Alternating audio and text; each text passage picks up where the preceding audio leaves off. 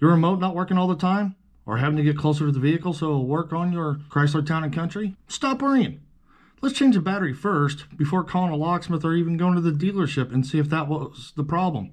I'll show you step by step in this video with no special tools, and all you need is a brand new CR2032 battery. Let's get started on this. Emergency key release right here. We are going to spring loaded, pull it towards you.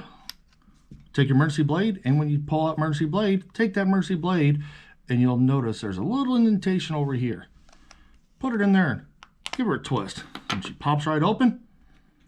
After you open it up, I like to push down on the remote to make sure it's seated properly for when you put it back together. Take your emergency blade, and let's pop it under the battery. Old battery's out. Fresh new battery, not product placement. Positive side, which is the back, has a positive. Put it in, so positive side down.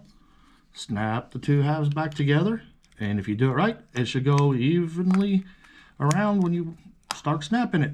Hey, if you found this video helpful, please like and share and leave a comment below, and remember, let's be safe out there.